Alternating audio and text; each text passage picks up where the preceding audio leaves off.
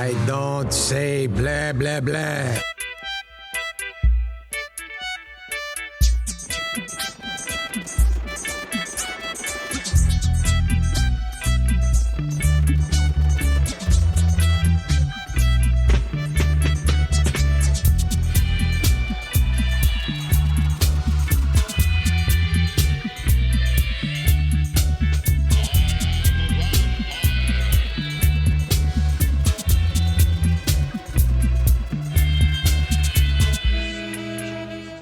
Hey everybody, welcome back to What the Hell Happened to Them? A title fight is brewing. That's right, this season, Eddie Murphy versus Jim Carrey. I am your host, Patrick Skeyhill, and joining me on the line is the Joe in Brooklyn, Joe Vekeman. Hi. Blah, you mean. Blah, I'm Joe. Blah, blah, blah. You do not go blah, blah, blah. I could.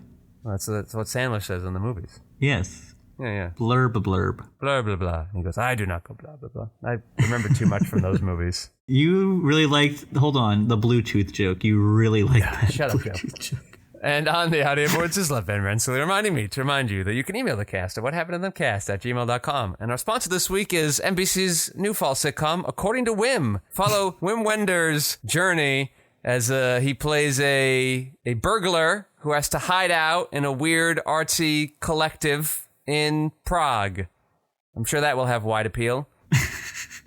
Hey, that toilet movie did pretty well. I mock it, but I'll probably watch it. Wait, you haven't seen it yet? According to Wim? I mean, Perfect Days. According to Wim's not out till next week. Perfect Days I saw. Yeah. According to Wim. Okay. All right, we're on the same page. Good. Sponsor read shouldn't be so confusing, Lev. All right. What movie are we doing this week? I can't believe it. We watched our first Wes Craven movie. Yeah, and what is it called? We watched 1995's Vampire in Brooklyn. Just in time for Halloween at the time of recording. Wait, it's not going to come out before Halloween? It will come out before Halloween, but most of our viewers don't listen on day one. They go about their day, watch a Vampire in Brooklyn, then turn on an episode, so this will get like 8 downloads. It's on Paramount Plus. Anyone can watch it that has Paramount Plus. It's on YouTube on 2 different channels. Oh, wow. Just hanging out. Well, that's when you know it's a really good movie. Someone uploaded it to YouTube and no one cared to take it down. What happens in this movie that is so readily available online? A Caribbean vampire seduces a Brooklyn police officer who has no idea that she is half vampire. I was getting a little confused at that point, but also maybe I was just like zoned out a bit. I was absolutely zoned out, and I watched this like a week and a half ago. Are they related? They can't do that, can they? That's weird. Well, I mean, if you're a vampire, at what point what isn't weird? You kind of just do whatever. Thought it was odd Wes Craven would want to work on a comedy film with Eddie Murphy because Paramount Plus labeled this as a comedy. And very early on I went, where are the jokes? I feel like we've been saying that a lot with Eddie. You brought Eddie in. His brother's writing the script. Charlie. Of Dave Chappelle fame. Charlie Murphy. Mm-hmm. Goes by Charles Murphy here. Mm. Where are the jokes?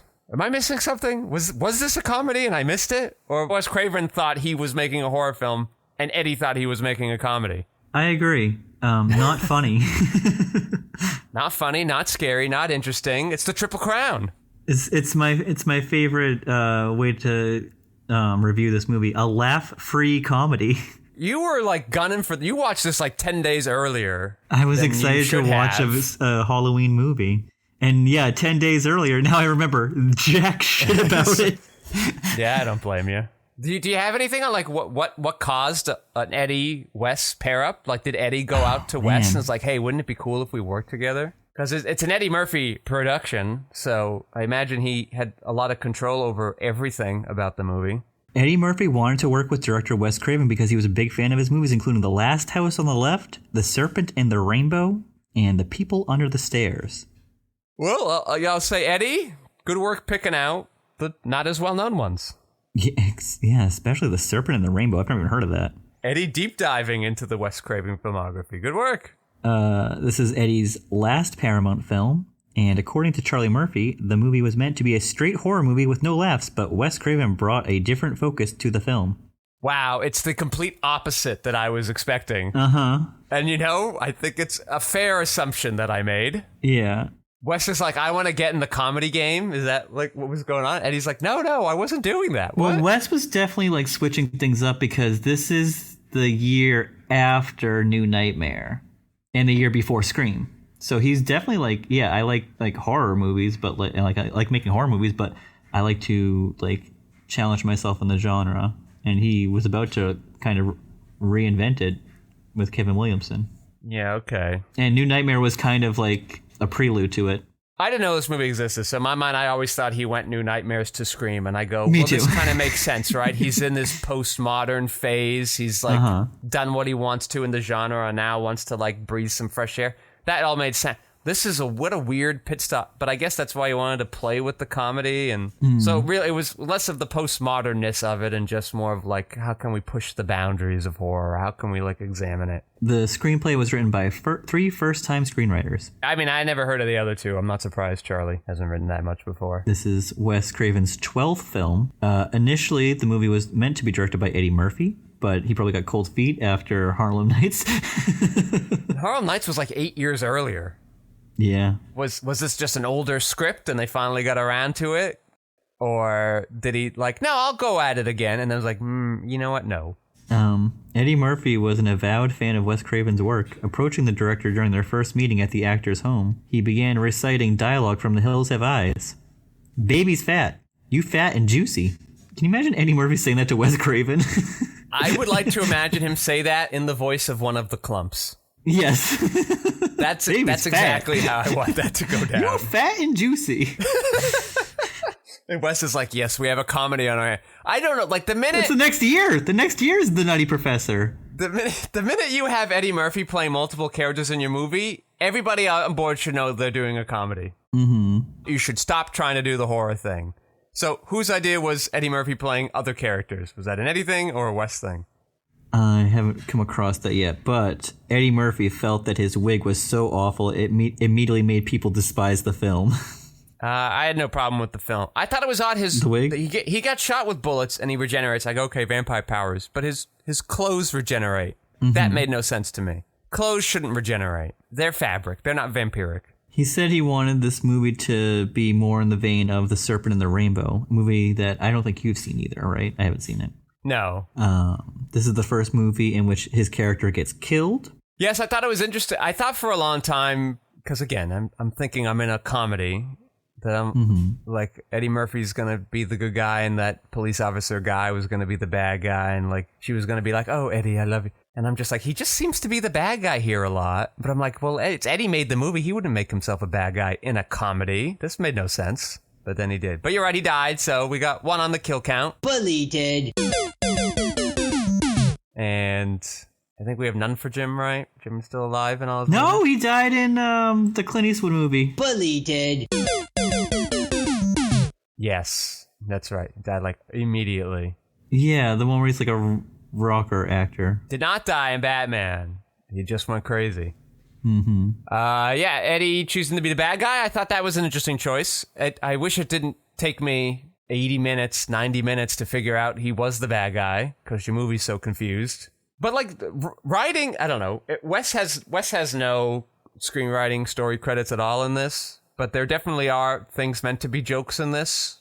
Yeah. Especially with the sidekick villain guy. So was Wes pressuring them to make it jokey, or did they just not know how to not write jokes? Even their ending is kind of like a jokesy comedy ending thing. Yeah. So I mentioned this before. According to Charlie Murphy, the movie was originally going to be a straight horror film with no laughs, but Wes Craven brought a different focus to it. He also said Maximilian wasn't going to have any redeeming qualities, but Wes taught us that we must get the audience to care about our characters. Even if they didn't know any vampires personally, they would at least have to identify with the type of person he was. I feel like you don't have to say the first part of that sentence. Even if we don't know any yes, we don't know any vampires personally. Well, this is a quote. It's a direct quote from Charlie Murphy. Of course we don't. But Eddie Murphy said on the movie, I've always wanted to do something where I was the villain in the movie. I love horror pictures, and I was a big fan of Wes Craven. This movie started out as something small. This was a movie my company was just going to produce, and the screenplay came together so well that I thought it will be a fun role to play. Because I got to do something kind of scary and had a safety net because the vampire can turn into other people. I get to be funny when I'm the preacher, and I get to be funny when I'm the Italian guy, and the vampire is pretty straight, and I got all these funny stuff happening around me. I felt it was a unique piece to do. It sounds like it was not meant to be a straight-up horror film. No. Based on exactly that quote from Eddie's own mouth. I guess he's not talking to his brother, who helped write the script with the Italian guy and, the preacher.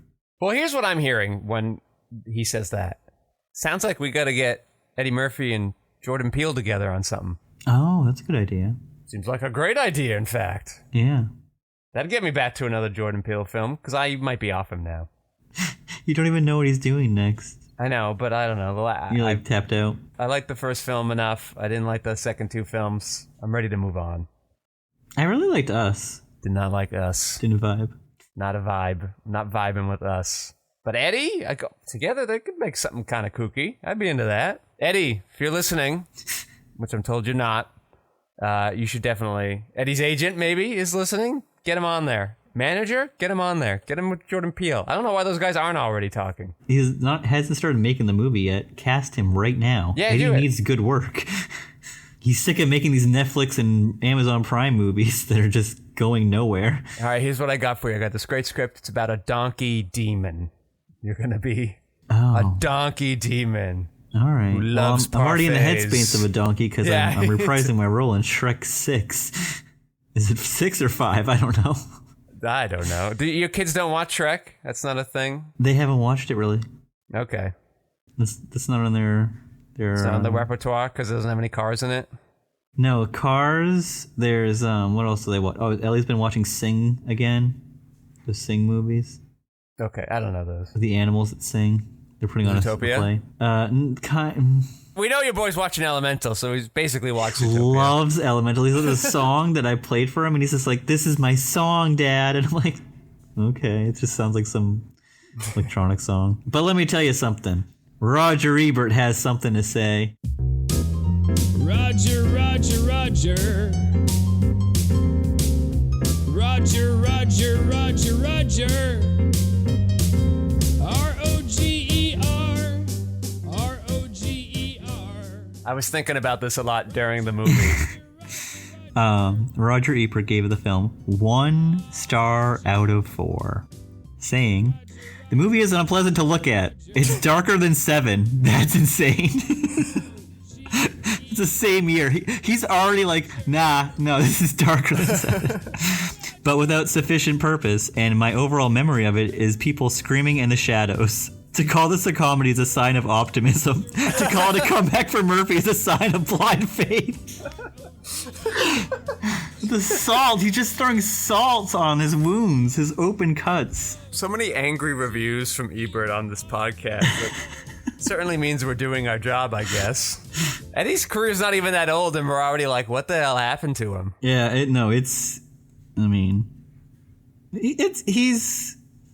next year. That's the year where he pivots hard into 90s Eddie, family Eddie. Yeah, family Eddie. Even though I feel like the Nutty Professor, from my recollection, is a lot more sexual than we all remember it.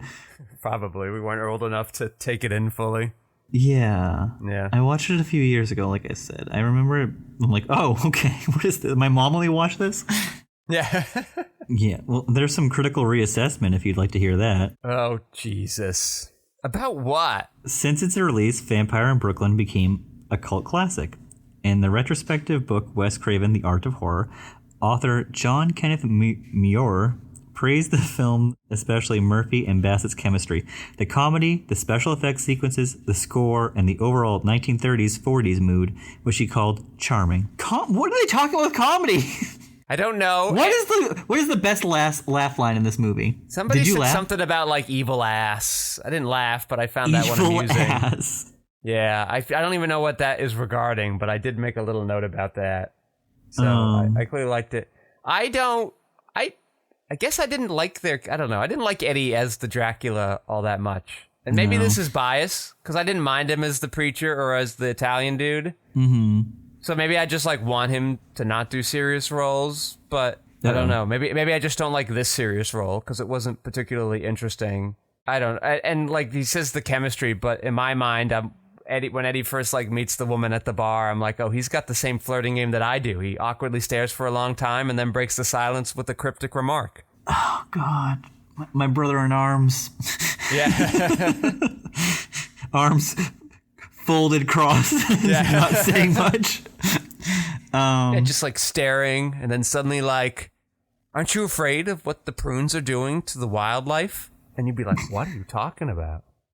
Don't you think that the Trojans were really just the settlers of Etruria? And they're like, what the fuck are you going on here? I like turtles. Yeah. There's some VO in this movie to get us to like interstitch us in between different segments. Do you think that was like an in-script thing, or they had to like cobble that together in the edit because people were like, what the fuck's Clearly happening? Cobbled together. There's no way. Wes is just like... I like the Caribbean vampire aspect. I thought that was a neat... I confused what Eddie's accent is, unless I don't know Caribbean accents very well, but the Caribbean, he's sleeping in the coffin with the sand instead of dirt. Like, I thought that was a neat thing. Yeah. In total, Vampire in Brooklyn grossed $19.8 million. Oh, it must have cost more than that. Only the 82nd highest grossing film of 1995. Outside of the United States and Canada, Vampire in Brooklyn is estimated to have grossed a further 15.2, giving it a worldwide total of $35 million. Well, what was the budget? The budget was 14. Wow, it's a lot lower than I thought. It's Wes. Wes knows how to work. Yeah, there's just a lot of effects and stunt stuff going on. Okay. In a 2011 interview with Rolling Stone, Eddie Murphy gave a reason Vampire in Brooklyn was a failure. The only way I was able to do Nutty Professor and to get out of my Paramount deal, I had to do Vampire in Brooklyn. But you know what ruined that movie? The wig. I walked out in that long-haired wig, and people said, oh, get the fuck out of here. What the hell is this? I got no beef with the wig. I got more beef with Gary Oldman's wig than your wig, Eddie. Gary Oldman? Was he in this movie? No, wasn't he the Dracula, right? The other... Jesus Christ. With the boobs on his head. Yes. Are those boobs on my head? Yeah. Do you think people who have listened to our podcast remember what that line is from? If you know what that line's from, listeners, please email the cast at whathappenedtothem@gmail.com. Wes Craven also gave the reasons why the movie was a failure. That was kind of a screw-up thing because I wanted to work with a big star. I suppose it could have been better if it were a horror movie, but it wasn't. Eddie Murphy didn't want it to be funny. He wanted to be serious, and he was very difficult. Speaking with director Mick Garris in 2014, Craven reflected that Murphy wanted to show off his dramatic acting chops. He didn't want it to be funny at all. He wanted to play it totally straight, so I couldn't get the humor into it that I wanted to get into it. But it was an interesting experience. About the final product, he said, I thought it was a little fun little film, and it was nice to get a chance to do comedy, but I think the script really hampered it. All right, well, so here's what I'm hearing from that. Is the movie, why I think the movie didn't do well is because nobody seemed to know what movie they were making. Clearly. Wes says Eddie wants it to be a horror. Eddie says he wanted to do the comedy stuff. I don't understand. Nobody knows what this movie is. Eddie on the poster is just like, And Angela Bassett's like, I am so ready to sex the fuck out of you. That's what that's her like look right now. And Eddie Murphy's like, I'm dashing. I'm not going to make you laugh in this. And Eddie, if you want to show off your seriousness, why are you picking a vampire movie to do that in? Yeah. Right? Like, you could do the gym thing and do some weird, quirky indie thing. Yeah, it's like maybe you should be... I can't remember the stupid name of the movie. Hold on. I'm going to get to it before I actually look it up. And it's crazy we're calling this movie a failure when it made some amount of profit for its producers. It made like, what, 10 million? Budget was 14 million. Yeah. Something around there. Like, that seems reasonable. He should have done a Mr. Church kind of role. Well, I just don't like... If Eddie and Wes Do you are remember meeting... Mr. Church? No. Okay, well, you will. Great. Eddie and Murphy are meeting early enough and often enough. I guess I don't know about often, but... Like, the tone of the film probably should have been decided during the script writing process. Right? Like, that's a good idea. Eddie's there. He's a big fan. And Wes is like, okay, good. You're Eddie. So I see this as we can do this fun comedy thing. And he goes, yeah, I know, but I want to do the serious thing. And then Wes looks at the script. He goes, okay, but I see you're playing an Italian guy and a preacher, and these seem to be very comedic roles. So it seems like you want this to be a comedy. So like this all should have been ironed out. This could have been ironed out well in advance. Well, they didn't. Clearly not. Could have solved a lot of problems. I don't blame the wig. Wig's fine. Yeah, the wig is whatever. It's fine. I got no beef with the I wig. didn't even notice it, really. Yeah. It's not a bad look if you're going for the Vlad the Impaler thing. It's reasonable. Didn't look like a wig. So this got him out of the Paramount deal because Paramount's like, you've had 2 stinkers in a row. Time to cut you loose. Yeah, where does he go next? What's his next movie? Universal. It just didn't seem like a movie Paramount was dying to make. The Paramount like, yes, we need this vampire script. Yeah, what is Paramount doing at this time? It was weird that the rules of the movie were like, well, I need her to dance with me, but I can't force her to dance. I can manipulate, gaslight, and sabotage her into dancing, but I can't force her to dance. Even though all those feel like forced types of tactics to get her to dance. Around this time. Oh, my friend. Yeah. Paramount released. The first release of Paramount in 1995 was a little movie that you love called The Brady Bunch Movie. Hey, sure was good. And then a month later, they released a movie that I love called Tommy Boy. Then they released their Best Picture winner for that year, Braveheart. They have Clueless. Another good movie. Wait, that's it? Yeah, 1, 2, 3, 4, 5, 6, 7, 8, 9, 10, 11, 12, 13. 14 movies. That's it. That seems relatively small. For the 90s, it does, yeah. They also released the Jodie Foster movie Home for the Holidays. She directed it. I bet you loved that. I do. It's a Thanksgiving movie.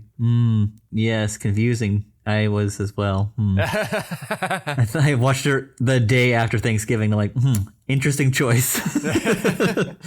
They released Jade, the piece of shit erotic thriller directed by William Friedkin. Even he was like, I don't know what this is. Why are we going through the Paramount releases now? Because I was just curious because he wanted to get out of Paramount and I was just looking at what they were doing around that time. Well, I guess he just probably wanted more control, like more autonomy on what he does with his film career. They were kind of on top of the world. They released the Best Picture that year. Yeah, no, but like Eddie could still work with them again. He just doesn't want to have to work with them. Yeah. Right, because they might not want him to do certain projects that he wants to do. Like maybe he had the Nutty Professor kicking around for a bit, and they were like, "Yeah, we're not going to do that, Eddie. No."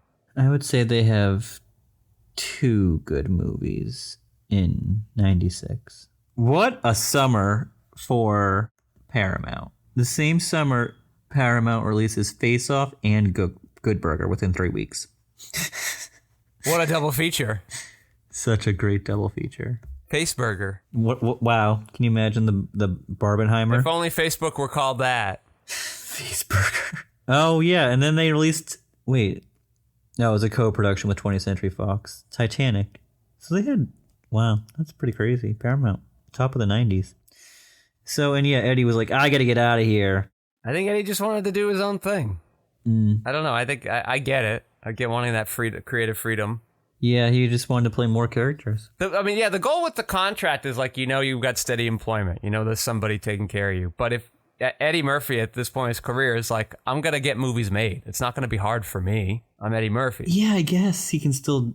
He kind of wants to go wherever. So which horror comedy did you like more? Did you like this movie or Terrifier 3?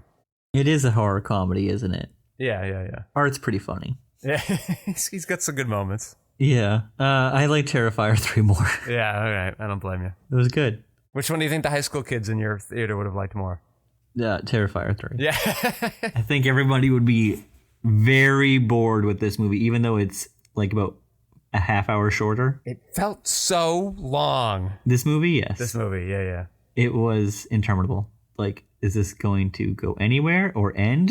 I didn't love Beverly Hills Cop 3. I was really not a big fan of The Golden Child, but I don't know. Something about this movie was just very off-putting. Oh, yes. This is my lowest rated Eddie now. It might be, yeah. It beat out Best Defense. Oh, I forgot about Best Defense. Yeah. I was kind of okay with Best Defense. I didn't mind it too much. Certainly not going to be highly ranked, but it was all right. Yeah, my Eddies right now are like, what are the movies that I hated the least? Yeah. Except for 48 Hours, which is top of the charts. Sure. Yeah, like The Distinguished Gentleman. Oh, yeah. The Washington, D.C. thing. Like, and then another 48 Hours. Yes. The ill-advised sequel. That everybody wanted. When are we getting that 10 years Netflix, later. Amazon reboot? Like, when's that happening? Oh, yeah, we need a 30-year later. Yeah. 96 hours. 96. Yet another 48 hours. I think we made that joke. All right. Well, what are your last looks on this thing? Last looks. Eddie, please, collaborate with your director a little more closely. Please. Talk about what you guys want to accomplish with the film. It's helpful for everybody. Beneficial to your audience. Your producers will appreciate that. The studio will be like, wow, we got a real winner on our hands. Yeah, we'll see. I think he's kind of getting out of the slump. We'll see. Yeah, why does Eddie Murphy do this movie? Well, as usual, Eddie's pretty good at telling us out loud why. He liked Wes Craven, wanted to do a horror film, wanted to do a more serious role. It's weird his script didn't have horror or serious roles in it, but not a lot of strong drama roles in this film. But, you keep on trying. But I can just imagine, in that title fight.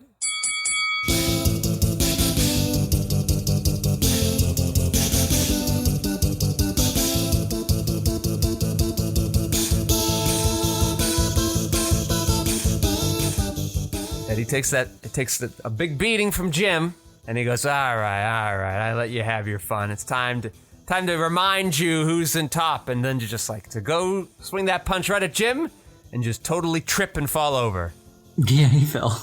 He just tripped on his shoelaces or something, and then mercifully the bell for the end of the round rung, and they both got turned to the corner, and Eddie's like, what the fuck just happened? Yeah, because Jim Carrey, one movie this year, I think he, ran the table on him, close to 30 times the amount. Yeah. It's a lot. Just Batman Forever alone. It's stupid. Another stupid movie. Yeah, well, it made a lot more money. Made a lot more money. So if you're going to be a stupid movie, you might as well be one that makes a lot of money. And that movie was really sold on Jim's villain character. What BJ said makes a lot of sense. People were coming for the villains because they were not coming for Val Kilmer. And if they were grossly disappointed. That smile he gives, though, after Nicole Kidman's like, I like Bruce Wayne more. And he's like, yeah, you do. He's like, yeah, subtext. Oh, thanks for helping me direct that one, Schumacher. Wasn't certain how to play that. I was relieved to hear she liked Bruce Wayne. Oh, a big cartoon smile? Sounds good. It's just it's such a fucking funny smile. Jesus. Make sure you get my ass looking real shiny in that shot, Schumacher. My ass lifted with that. It looks great. Why? All right, I'm not talking about Batman anymore. All right, let's thank our sponsor, According to Whim. I look forward to checking that out. Must See TV's back on NBC. Yeah, definitely. See Whim and his weird prog capers. Maybe his pal Orlando Bloom will stop by. Who's to say? Oh. Yes, I'd like to thank Lev Van Rensselaer for running those audio boards and keeping us sound so slippery smooth. I'd like to thank my co-host Joe Vekeman for stopping by. I'm here. Thank you.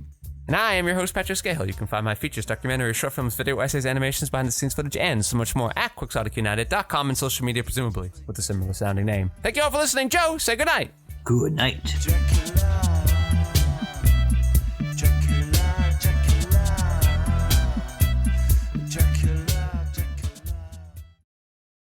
Well, did you get the Christmas movie you were hoping for? Kind of. Well, how did it remember there was that Christmas movie that was like Die Hard? How did it compare to that?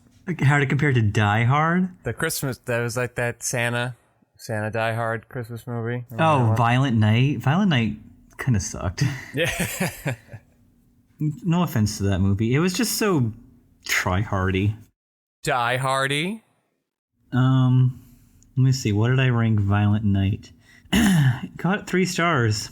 Somehow managed to sneak by with 3 stars. Yeah, This you're an was easy a sell. surprising delight. Just a really rough first act. Yeah, I remember. I was like, do these people know how to act? Did they forget how to act? Like, everybody was just like such a, like, it was like, this is like D tier, like, acting list. Just a nightmare. Everyone's reading their lines like, can you believe it's almost Christmas? They wanted you to think you were in a Hallmark movie. Oh my god, they are doing a sequel. Violent Era. Violent Night 2. In a Violent Night. So your Terrifier 3 crowd was a bunch of rowdy high school kids? I have an admission. They were quite tame. I was surprised. Because they're all busy making out. I think they were locked in because I heard a couple of screams when they're like some of the really crazy shit happened. I was like, oh. No, everyone's just locked in. It was cool. Surprised. Mine was pretty much what you expect. Bunch of like goths and death metal people and, you know, that crowd. I had like preppy like high school kids. Interesting. Yeah. So I went to the movie the week before, though, to see The Substance. As I'm in line. Usually I show them the thing on the phone and they just like wave me in. I gotta look at my ID, but there's a wave in that basically happens. For some reason, I had to like get a physical ticket. I don't know why. I had to go to a different booth than normal, and I had to try and take it. Guy in front of me is taking forever. Don't know why. I'm annoyed. Then I get there, and suddenly there are these 2 Slavic-speaking women behind me, chatting in some Slavic language. And like I'm showing her the thing, and the woman that I've never seen there before, she seems all confused by my phone, and then has to like look at the computer and then look back at the phone. Meanwhile, she notices the woman behind me, says, "Oh, can't bring outside food or beverage in." The Slavic lady has a big Starbucks cup. I don't know where she got it from because I don't think the mall has one. Still a long time she's holding on to that thing then. She's like, "Oh, what, really? Do you guys sell Starbucks in there?" And the lady went, "No." And I'm like holding out my phone. I'm like, "Can you just send me in? I don't need to be party to this." And then the woman's like, "Oh, but we just got this. This isn't unreasonable." Meanwhile, I have my little bag over my shoulder with my drinks and snacks that I'm bringing in. Don't worry, everybody. Don't worry, everybody. I buy popcorn. Yeah. I also pay them a monthly fee. Me as well. We're allowed to bring in little treats. Yeah. I'm sneaking them in there. Whatever. I'm not paying $7 for a candy bar that I can pay $1 at the other store. Yeah, so I'm just like, lady, you should have just hid it in your fucking giant purse. What were you? Yeah. You braid the and it's also 2024. Joe, it's been like 30 years since they've allowed outside food and beverages. Like, what planet did you wake up on where you thought you'd sneak in the coffee?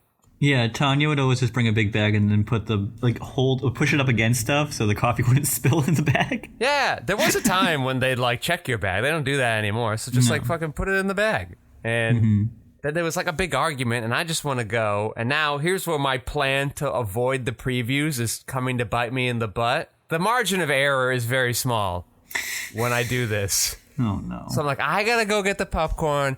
I gotta just look. I'm done. I've did the thing. Just show the thing and don't think, oh, should I look in his bag? Just look at the phone. The argument goes on. And she's like, we just bought this. It's unfair. And the woman who, I don't know, gets paid less than the fast food workers in California now. She's like, she's got no benefits. I don't know. These are the rules. I don't want to. Finally, I go, excuse me. And she goes, oh, yeah, you're fine. She waves me and I go, ooh. Well, sure enough, I sit down. I go to get the popcorn. I sit down. Sure enough, who sits down a seat away from me? No. The Slavic woman. No coffee in hand. Ooh, they're pissed. I can't bring out my snacks now. They seem like a vengeful folk, these 2 women. Not Slavic people in general. Nobody get on me about that. Just these 2 women battling with the poor woman about bringing in the outside food or beverage that has long since been tradition at the movie theater. So now I'm like, I gotta eat all this popcorn. I have no beverage now. I have no beverage. I have a guy, because I brought a can of seltzer. I'm gonna open the can. They're gonna be like, outside beverage.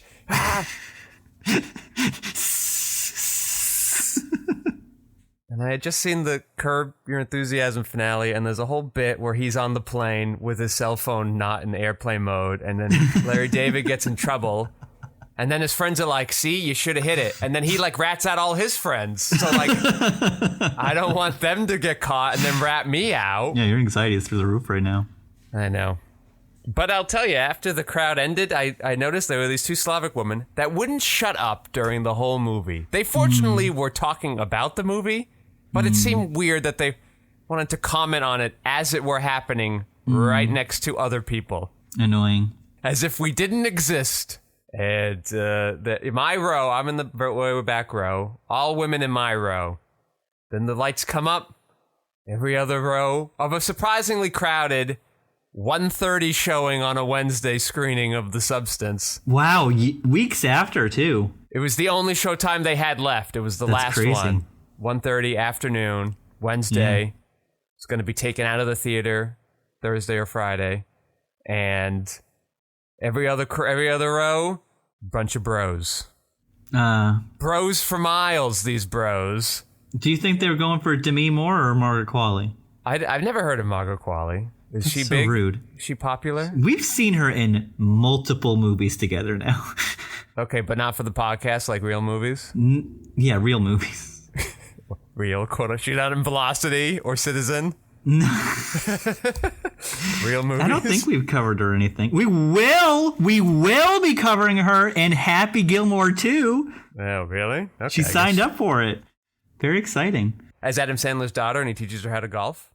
I guess so. She's around the age. Because that was our plot outline for what's the movie I like? Waterboy 2. Oh, yeah. Where everybody teaches his daughter football. Yeah. Veruza Balk.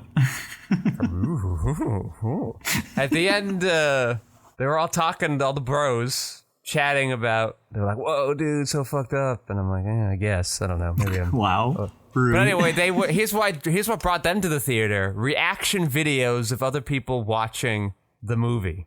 Wow. What happened to our culture? What the fuck? They saw other people react. Meanwhile, I'm just there like watching it and I go, yeah. Mm-hmm. I liked it, by the way. I'm just like, Me not too. being like, wow, grow, wow. You liked it as much as I did. I saw your 3.5 stars to my 4.5 stars. That's how we even out. Yeah. I was sort of annoyed I had to be around a big crowd, which I, surprise, did not have to do for Megalopolis the following day at 6:50 in the evening. Let me tell you something. My Substance crowd, which was day one, first screening, one other person. See, I should have gone day one, because then there wouldn't have been reaction videos yet. Yeah, right? And then Megalopolis, I was one of 10, and 6 people walked out. I'm like, come on, you knew what you're signing up for. Everybody who's going to see this movie knows what they're getting into. Joe, I don't know. I watched it and just was confused from start to finish. In the club. I just, the whole time I was like, really? You felt like risking all the wine against this? That was, you really believed in this that much? Yeah, and you know what he said now? I've got one left in me. Yeah, you know what it is? Godfather 4, because he's got to make a lot of money. He's gonna put the family back on track. Every time he's been close to broke, he makes a Godfather movie. Yeah, and it's more meta now because he does need to put his family inheritance back on track. He's like, okay, I know I need to take care of my grandchildren. I need to help out my friendly nephew Jason Schwartzman, who doesn't like to do big budgeted movies. I need to help out Nick Cage because he still has those dinosaur bones. But he did this movie uncredited and as a second unit director. I've been a long time since I've seen such a bad movie. I believe his granddaughter's in it too. Yeah, I saw some Coppola-ish looking people roaming about the place. Oh, Roman Coppola? Definitely him. Yeah. Megalopolis was a journey. No. Southland Tales was a journey. From May to September, it was a journey. And then, you know what? It cheapens the standing ovation at the Cannes Film Festival. Because it premiered there, right? Ovation? Yeah. They were like, oh, I got a 10-minute standing ovation. Oh, I so want. You'll stand for anything at Cannes, won't you? You fucking bastards. They booed Twin Peaks. Boo. There was a time when Cannes wasn't about kissing ass. That's why, Joe. Boo. I love Twin Peaks. Fucking, you like, you don't like something, you boo it. Everybody there's like, well, he is Francis Coppola. Let's not boo. Maybe you should boo him. Like, what's his last great movie? Really? Did one come out this millennium? Bram Stoker's Dracula. That's his last good movie. So 1992. You can boo the man. You can boo him. That is the last movie I really liked. Guy's made 1 million films. What's he really got? 5, 6, 7 good films? It's 5. It's 5. It's 2 Godfathers, a Conversation, an Apocalypse Now, and like a bonus, a Pick Me after that. Okay, hold on. I have it all listed here because I was trying to go through it, and then I got really bored, and then I got sad because of my life. So I was like, I'm not doing this right now. So where did I put him? He's got 23 movies. I have watched 13 of those. Yeah. I would say, I'm going through them right now. 1, 2, 3, 4, 5, 6. I would say 6 good movies. Those are The Godfather 1 and 2, Conversation, Apocalypse Now, Rumblefish, and Dracula. Well, I don't know Rumblefish. I don't much care for Dracula, but I wouldn't hate anyone for liking it. It's not like bad. I would say check out Rumblefish as soon as you can. It's on Prime right now. Yeah. It's very interesting. Okay. That's the weekend movie. 90 minutes. 90 minutes? Well, yeah, it's not like a typical Coppola. Just in and out. I can do that. Yeah, check that one out. Jack. Did he do a Jack movie? He did the movie Jack. Oh, yes, he did Jack. Yonable Coppola movies. Well, that's not good. Yeah, Megalopolis. I'm confused. I want that John Lovitz type video post Southland Tales where everybody has like a selfie and they're like, I don't know what I was doing in this movie. I don't know what was happening. I just read the lines and then the movie was over. I mean, yeah, that's how it works sometimes. The direction was odd. Yes, I don't know what the goal was. I watched 43 Sidney Lumet movies this year. I'm proud of myself for getting through that. I think I'm good on my directors this year. Speaking of Dracula 2000, I guess we'll do Vampire in Brooklyn. Dracula 1995. Yeah. It's just so meh. Middle of the 90s.